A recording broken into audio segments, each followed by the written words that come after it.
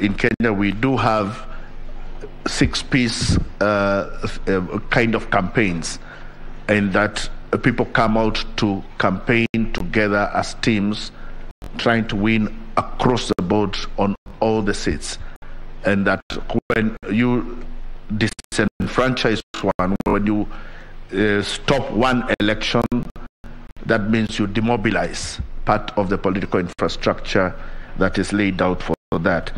And lastly, on this point, we want the court also to consider that, at least in respect of Mombasa, and our evidence has shown that there was an order from the Mombasa High Court that has stopped the printing of these ballots, and that was disobeyed.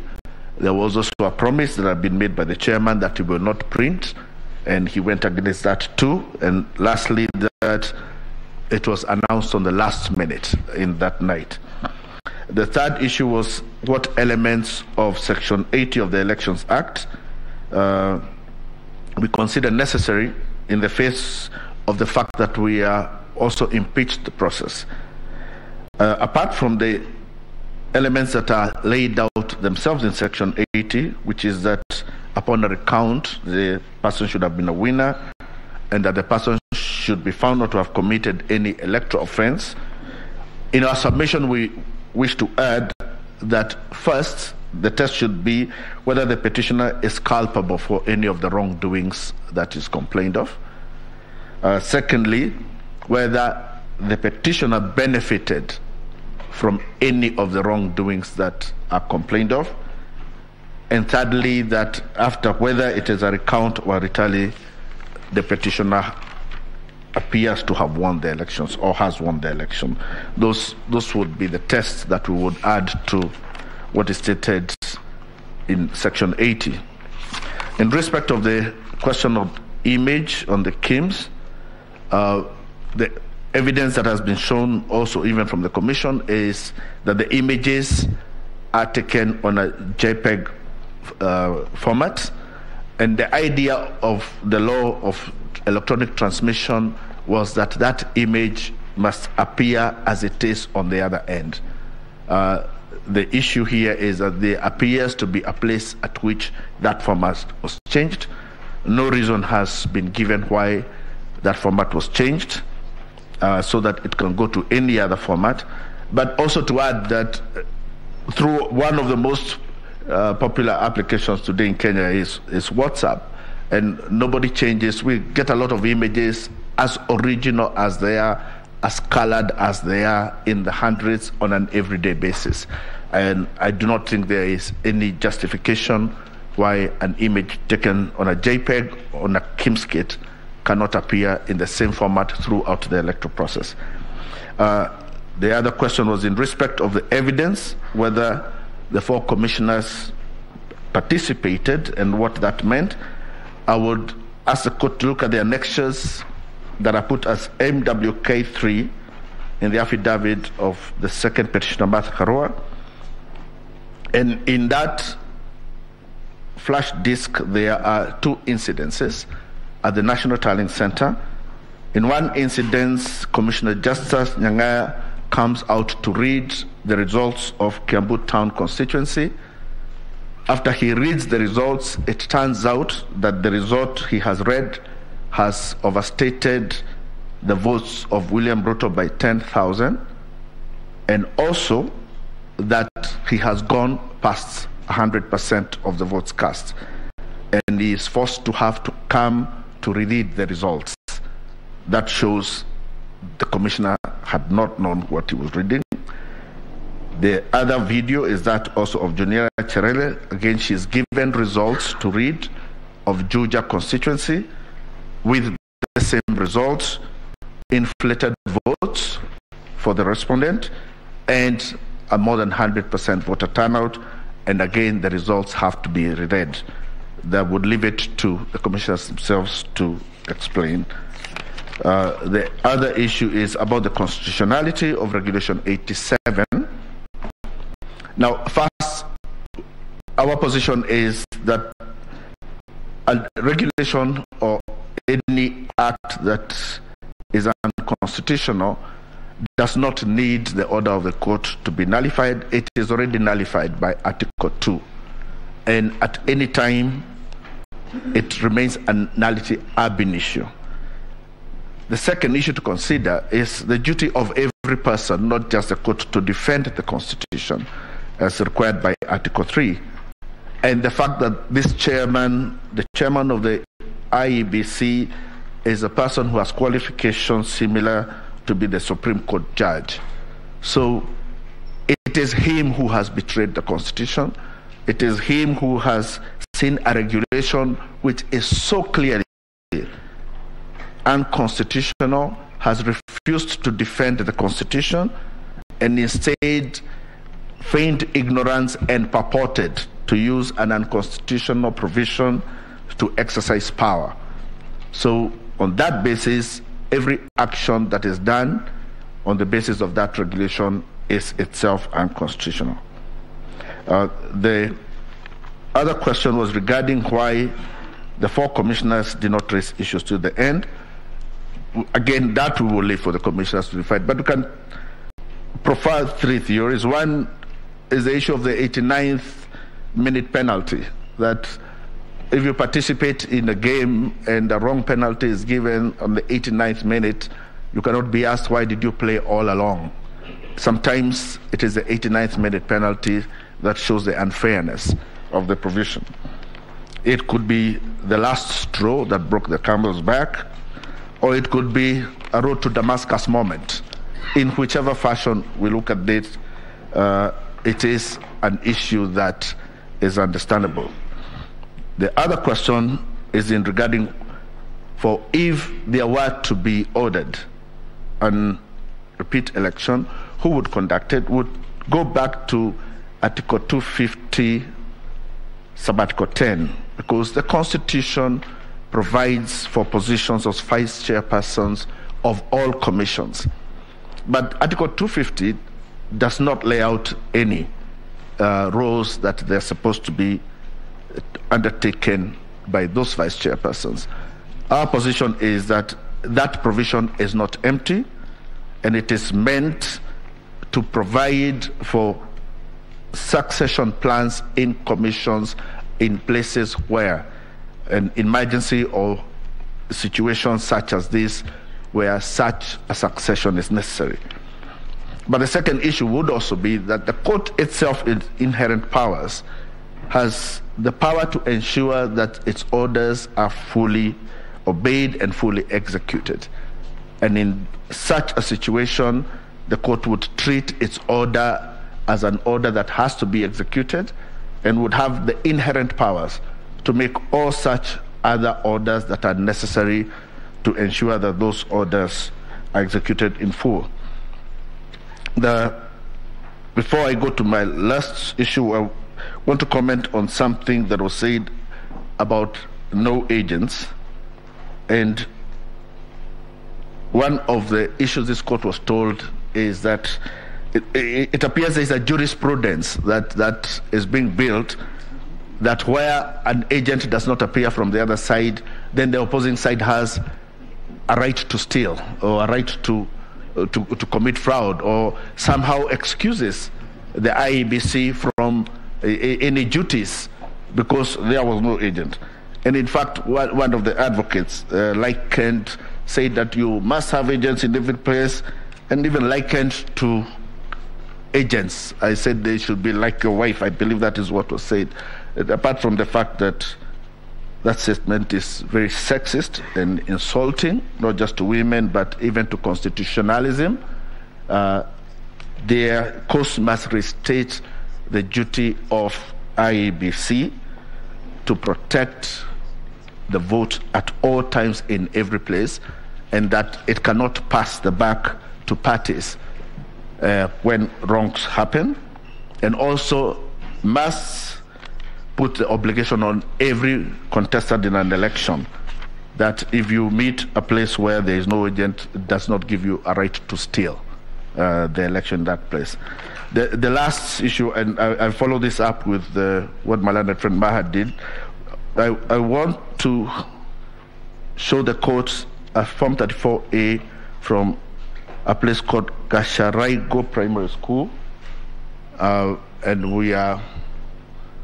it is in Murang'a, in Kangema constituency, in a ward called Murugo, in stream 2 of 2.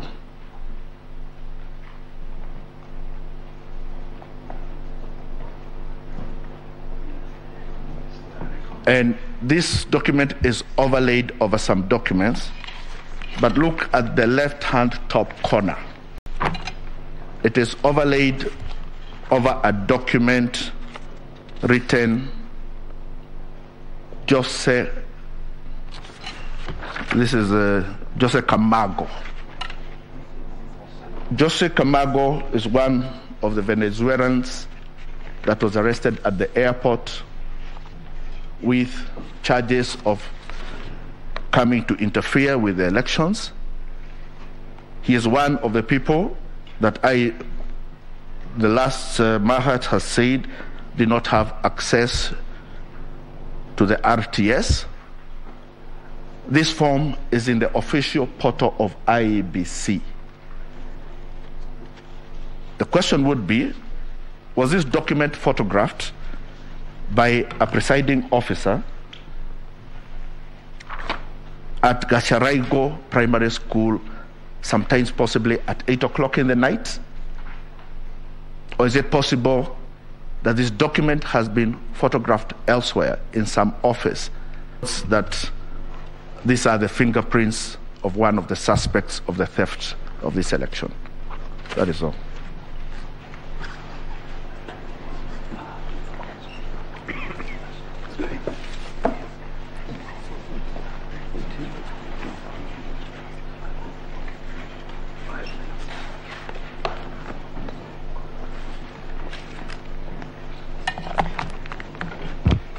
Good morning, my ladies and my lords.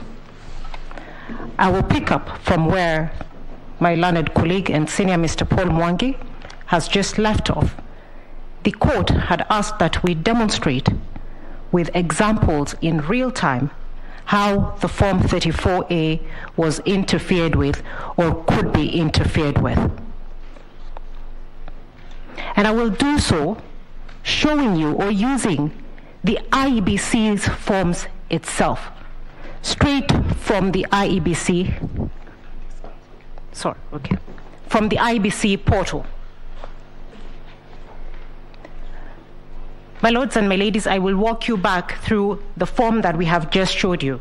I see that the court has laptops, which means you're tech savvy and you can access the IEBC portal right now. This is going to be a live demonstration as the court asked that we do.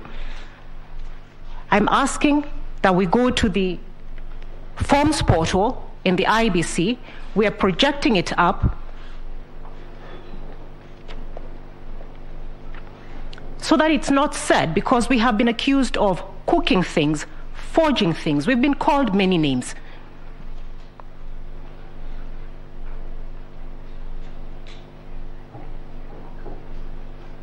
This is the IEBC's own document. We're asking that you open on your own devices, but even as we show, Murang'a County.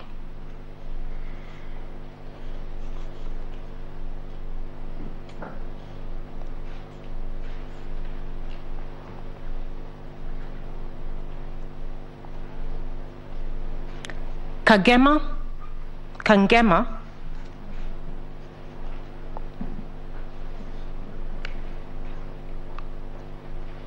Moguru,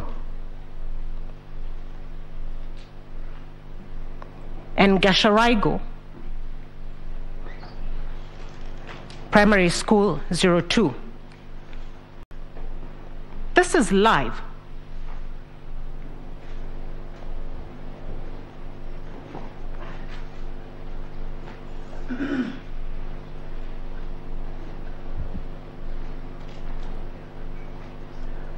My lords and my ladies, we have downloaded a Form 34A from the IEBC portal.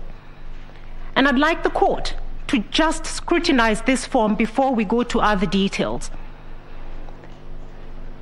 From where I am, the stamp.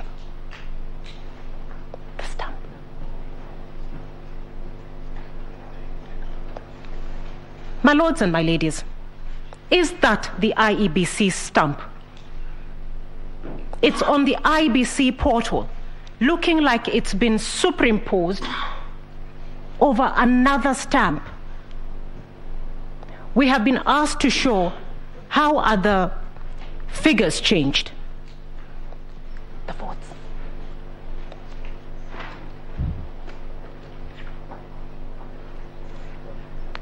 Now, my lords and my ladies,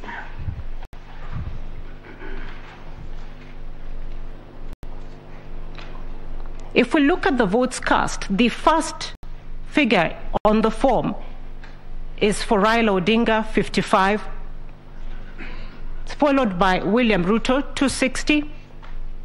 It's followed by, I think that's Mwaure Waiga, 001. And the last is Wajakoya, 000. If we sum up the total votes, we get 316. The total votes cast according to this particular form is 321, different from what we have just seen. The rejected votes are 4, which means already by calculation there is a problem. But we'd like the court to look at the total number of registered voters. A close scrutiny of the form shows that the number was probably 455, and the 5 is actually similar to the figures written in the votes cast. But somebody or somehow that figure has been changed to make it look like 488. It is obvious to the naked eye when you look at that form. Now, when we go to now the bombshell itself, the top left-hand corner of the form,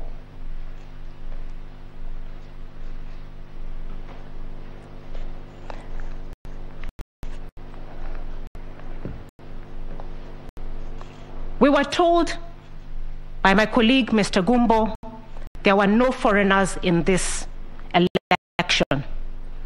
We were told the foreigners left before the 8th of August. We were told they did not even have access to maintain the server. This is on the 9th of August, and at the top left-hand corner there is the name of one of the Venezuelans, Jose Camargo. This is the person who decided the president-elect of the country. It is on the IEBC portal. It is live.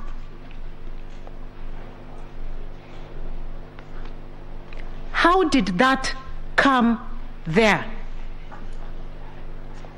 What are you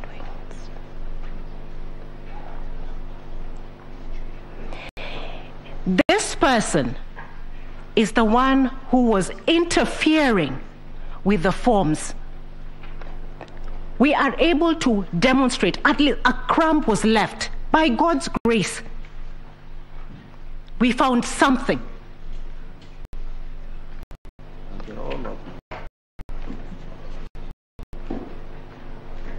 We didn't make this up. We were told we forged these documents. Now, this is how, my lords, the staging was happening. This is how the changes were happening. This is on the 9th of August. We were told they were not there. I'm going to do, because of time,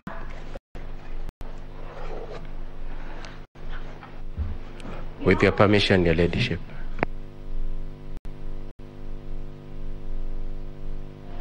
I beg your pardon. In our petition, you let her finish and then you tell us what it is they're responding to. It relates to an objection to what she's doing, Your Ladyship. No, let her finish.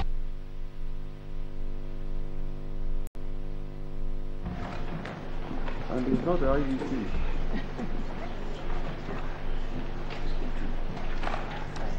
My ladies, my lords, that name, Jose Camargo Gregorio, appears in our petition and is also, that evidence is also found in the affidavit of the second petitioner, one of the people whom we complained about as having interfered in the election and who were told had no access. My lady, we're going to take you again on the same IBC live portal to show how the staging was happened. And because of time, if we can go to Bungoma.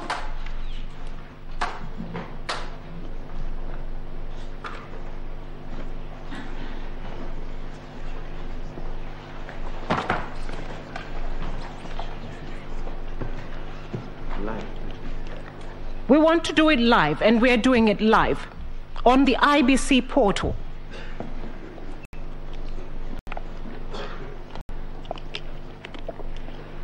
My lady, we were told about the KIMS kit and how they work. The serialization of the numbers. We have been told that each of the 42,201 KIMS kits that were used in the election had their own unique KIMS kit ID and serial numbers. Bungoma County, Mount Elgon, Chesikaki, and Songoyiwa.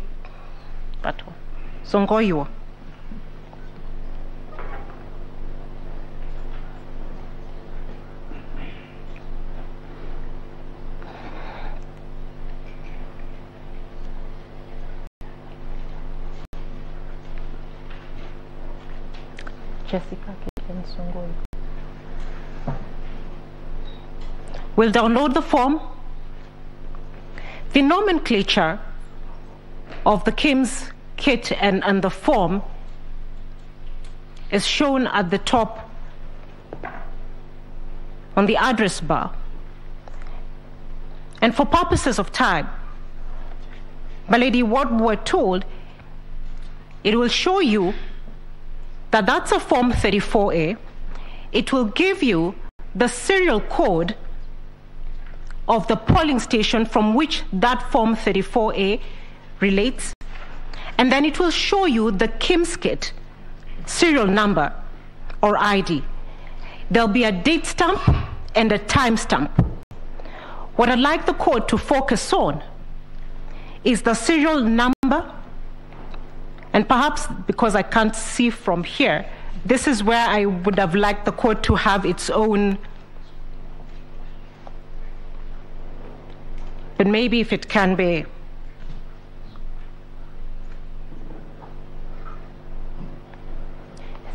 Do you have a roving mic?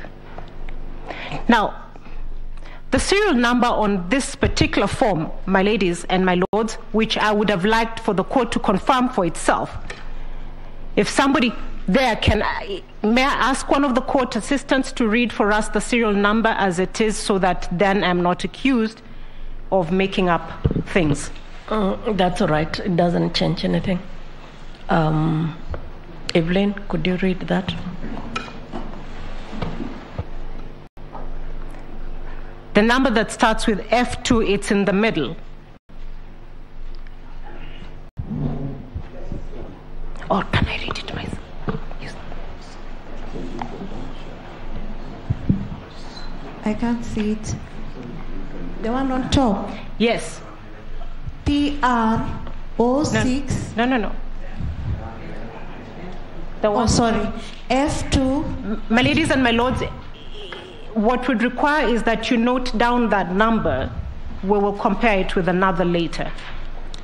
It reads F2 3045 0M 00204 133. The time, please. It's right next on the date.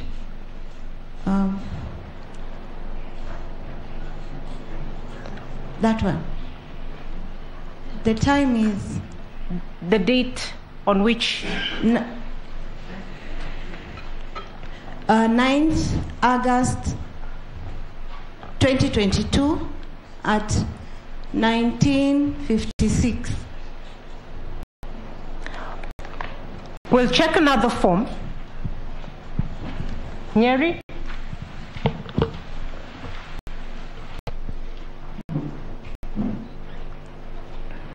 Nyeri Town?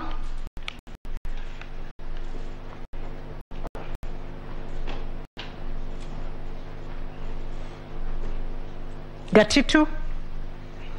Morogoro?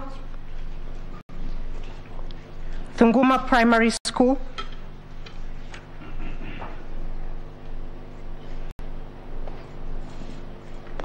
Stream 3.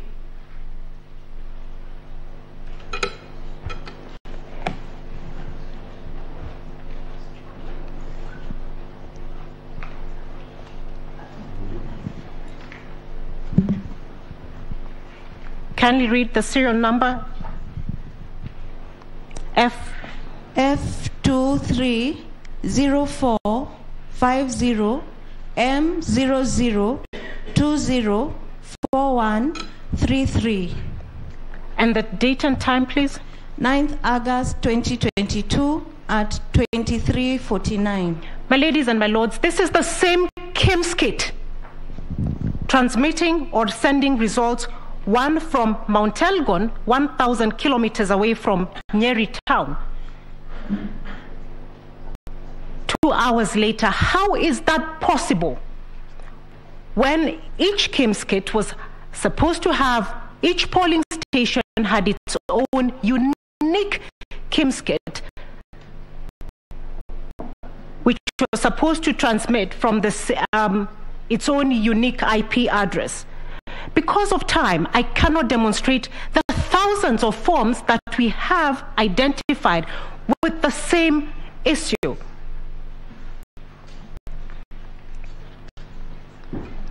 My ladies and my lords, this is how the staging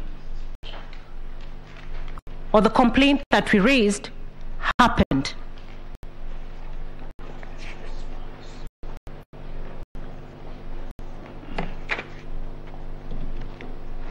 We did not give this court a fiction. What we gave the court happened. Now, staging, and as we have shown, the 11,000 polling stations that we had complained was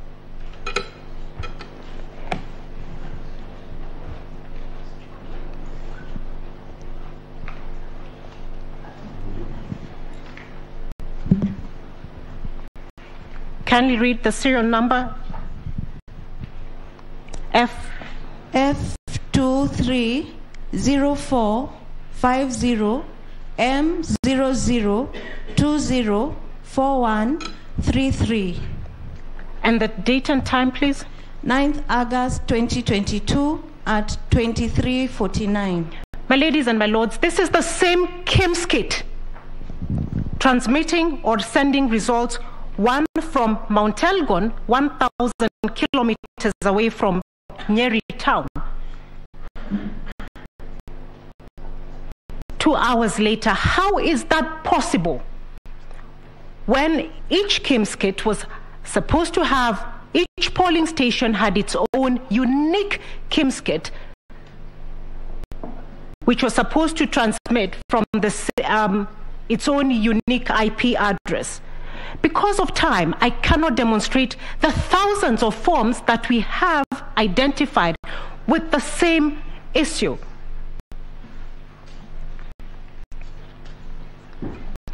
My ladies and my lords, this is how the staging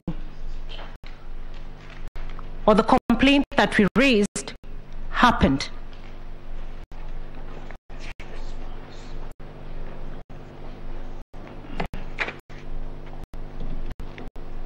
We did not give this court a fiction. What we gave the court happened. Now, staging, and as we have shown, the 11,000 polling stations that we had complained were staged were transmitted all from one IP address. Every KIMS kit was required to have its own unique IP address. The only way 11,000 KIMS kits or results can be transmitted from one IP address is if they were collected, and as probably my senior Paul Mwangi had. May I beg your pardon, my time is up.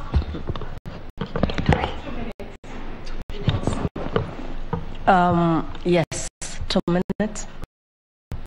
Yes.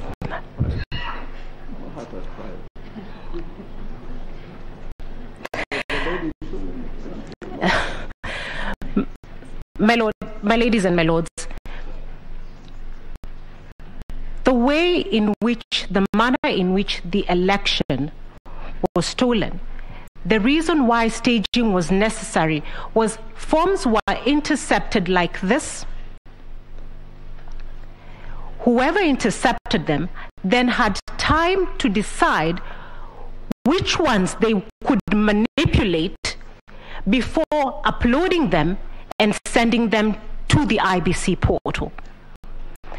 The other reason that we know there was manipulation is because the original Form 34A is a colored form that should have appeared at the National Tallying Center if transmitted in one transaction as a colored form.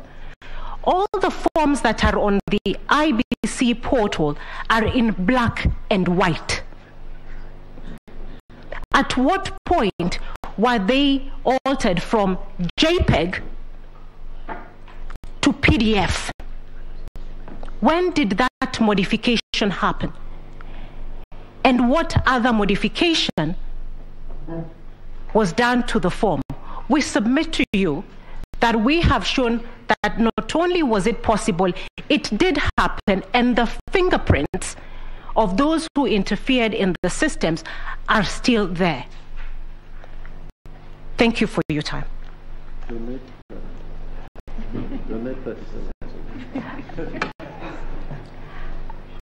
I don't know whether to be that generous.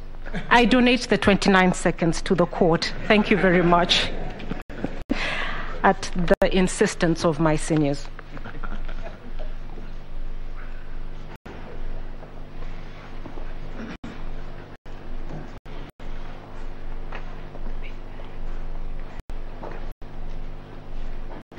May it please the court, my name is Kirago Kimani. My learned friend, Mr.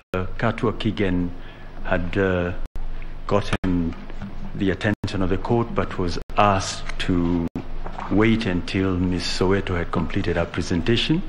I would wish to respond to what she has just addressed you on, because this is new material, and would like to have direction. Mr. Kirago? Yes. When, I forget his name, Mahat was answering the questions, he did the same. Yes. He went through his PowerPoint. That's correct. To demonstrate. That's correct. How this staging was happening, because we asked that we be explained. Yes.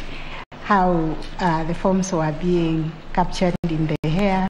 Yes. And being changed. And he did that. Yes. Going back to what he had done. Yes.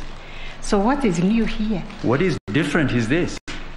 You have a petitioner and you have rules that say how they are to present their case. This was answering a question from court. Yes. Where does the first respondent have an opportunity to address these matters? At what point in time does the first respondent get a hearing? This was a question by the court to demonstrate how this was happening. Yes. How we do, what we do with the demonstration. Mr. Mahat on your side did demonstrate. Mr. And they have demonstrated. I appreciate what your ladyship is saying, but Mr. Mahat, with respect, is not on our side. He is a referee. My client was a candidate. We are not on the same side. We may be respondents, but he called this match, not for us, but is required by the Constitution. Mr. But anyway, the Kirago, long and short of sorry. it, yes. I'm The long and sorry. short, yes. We are not going to give you time. Much obliged. Yes, thank you. Proceed with, there were responses from the other petitioners. Beginning with number 1, the same order we followed. Remove that one. You have responded. So who was next? It was, I think, Senior Counsel Jan Mohammed was her client. The same order we followed so that we don't waste time. If you can't use the 15 minutes, please. Your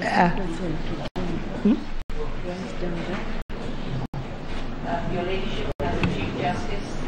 Your Ladyship, Madam Deputy Chief Justice. My lady and my lords, I was very generous in my opening, so I'm sure I'm going to be just as generous and patriotic as I am in my rejoinder. I had donated, I was the first one to donate 7 minutes in my opening. Okay. My lady, on behalf of the petitioner, in number 1, that's the second petitioner, we had filed a rejoinder of the submissions after our original submissions. And my lady, the petitioner's case is very simple. All it was the petition was limited to a legal issue. It was the role of the commissioners vis-a-vis the chairperson. I saw people murmuring, and I want to get this correct. Then